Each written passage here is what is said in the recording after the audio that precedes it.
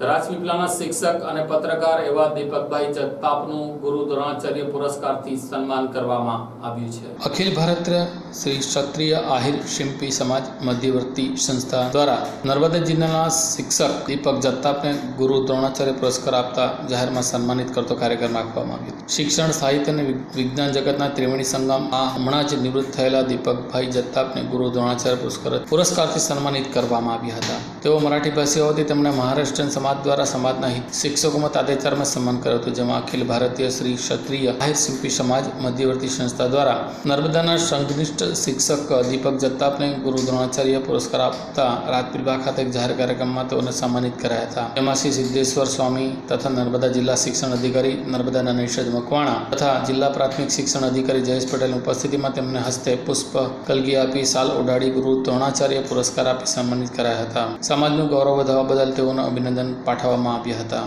મધ્યવર્તી સંસ્થાના રાષ્ટ્રીય અધ્યક્ષ રવિન્દ્ર બાબુલનો આભાર તેમણે વ્યક્ત કર્યો હતો। અત્રે ઉલ્લેખ કર્યો રહ્યો દીપકભાઈ જગતાપે અનેક પુસ્તકોનું લખ્યા છે, સાથે સાથે તેઓ પત્રકાર જગત સાથે પણ જોડાયેલા છે અને અનેકો ન્યૂઝ ચેનલો અને અખબારોમાં તેમની કોલોમાં નિયમિત અને સમાચારો પ્રસારિત થાય છે।